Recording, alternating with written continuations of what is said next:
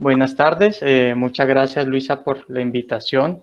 Me alegra mucho este tipo de iniciativas dirigidas a los pacientes, sobre todo la parte de la educación que es indispensable para las personas que sufren de epilepsia, ya que contamos con muy pocos espacios al respecto.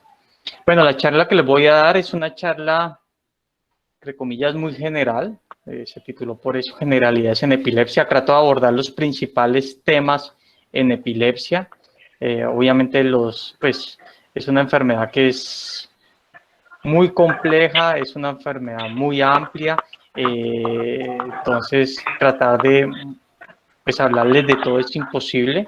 Les voy a hablar como los temas principales y los temas que siempre generan inquietudes. Voy a compartirles pantalla.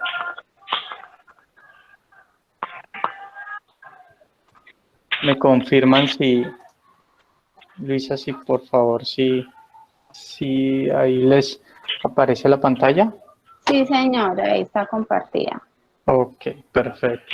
Como les mencionó Luisa, yo trabajo en el Centro Médico Imbanaco, soy el coordinador del servicio de epilepsia y soy docente de la Universidad del Valle. Sí, aparece, sí. Ok, bueno, para hablar un poco de epilepsia, tenemos que en el mundo existe alrededor de 60 millones de personas con epilepsia. Se calcula que más o menos el 1% de la población mundial sufren de epilepsia. Y de todas las personas que sufren de epilepsia, el 30% son refractarios. ¿Qué significa refractarios? Aquellos que no responden a manejo médico. Usualmente que no responden a 2 medicamentos, a dosis plenas, y siguen presentando crisis.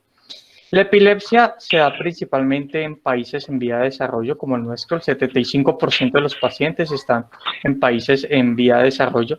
Y hay un estudio que se hizo en Colombia en el cual se logró documentar que en Colombia hay 400.000 personas con epilepsia, de las cuales 74.000 están en el suroccidente colombiano.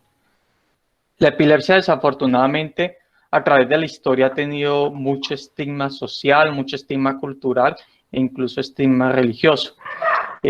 Como pueden ver en este par de cuadros, uno es la transfiguración de Rafael, este cuadro que viene a la derecha, el cuadro de color.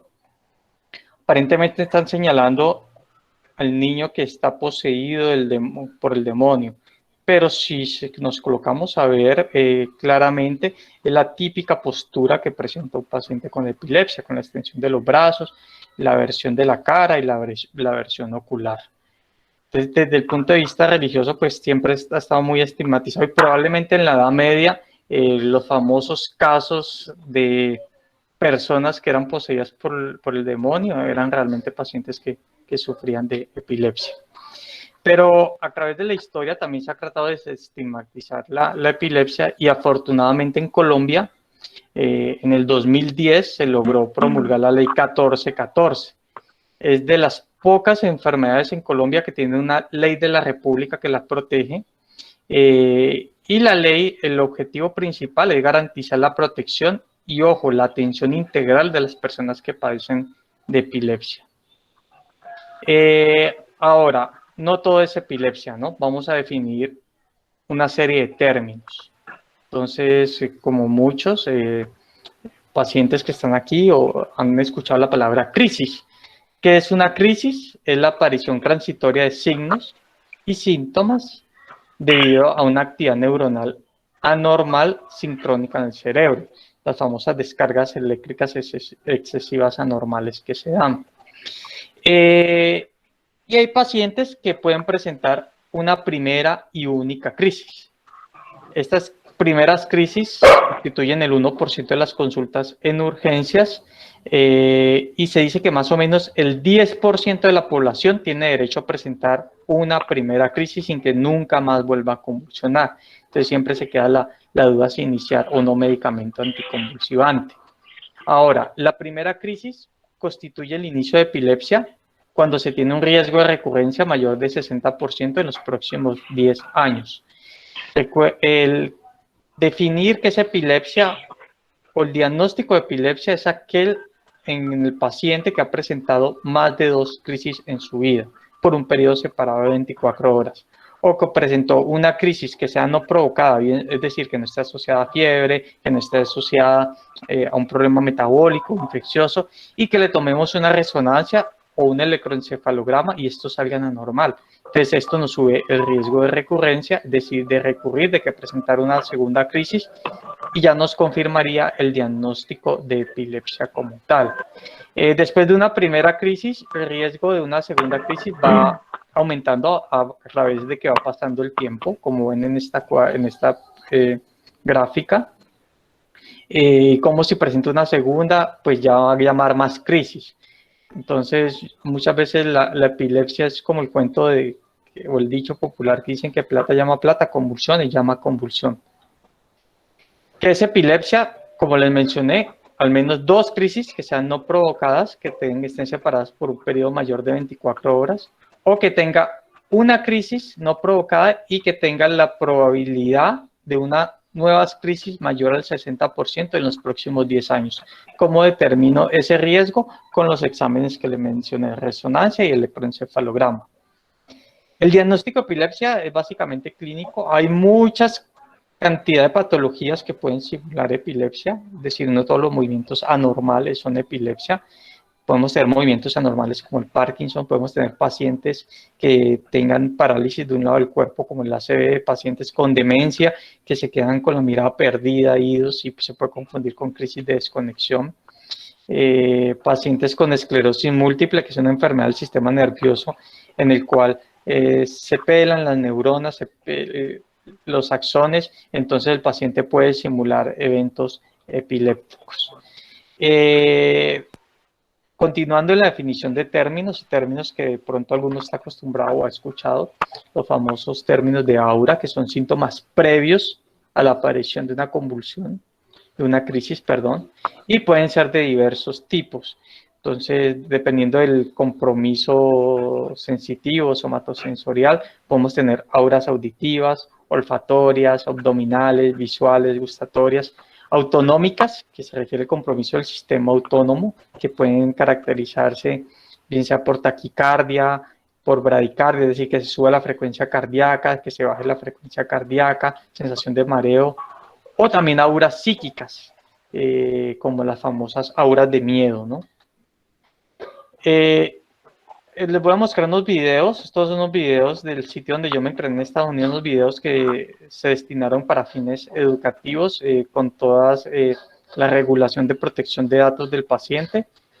Entonces, para mostrarle los diversos tipos de crisis que pueden existir. Entonces, esta es la típica crisis que todos estamos acostumbrados a ver, que es la famosa crisis tónico-clónica, o la que presenta pues una actividad motora muy generalizada.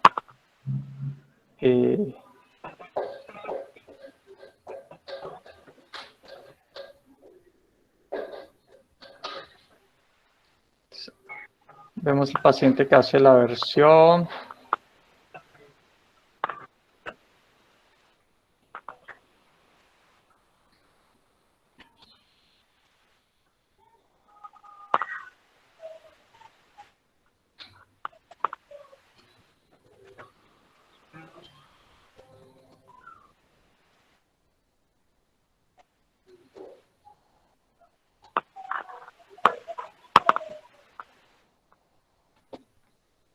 Esta es la crisis característica que hemos visto en muchos de nuestros pacientes, en nuestros familiares o que incluso hemos visto en la calle.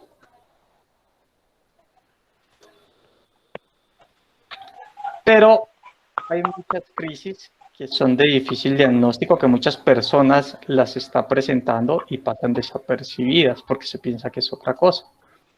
Por ejemplo, miren este niño. Esa es la crisis que presenta, se llama una crisis mioclónico-astática. Hace ese movimiento mioclónico, esa sacudida del cuerpo y hace una pequeña pérdida del tono postural. El niño no pierde la conciencia, no hace grandes movimientos. Entonces, muchos niños pueden estar presentando eso y no ser adecuadamente diagnosticados.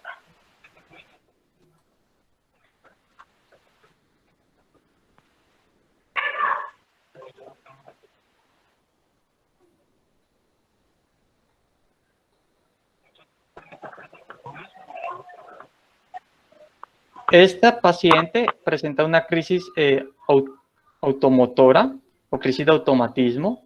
Lo que está haciendo en el momento que está organizando todos los libros que ustedes pueden ver, esa es parte de la crisis.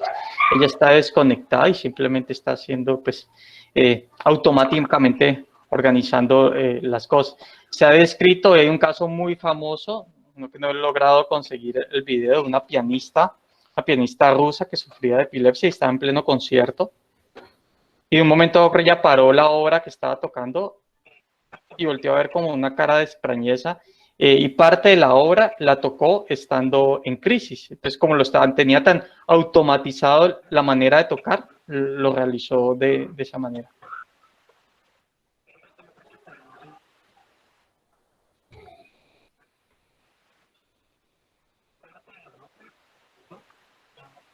Entonces, como ven, ella no sigue adecuadamente las órdenes que ella le dice, está diciéndole que toque el dedo, ella no le entiende y está totalmente desconectada.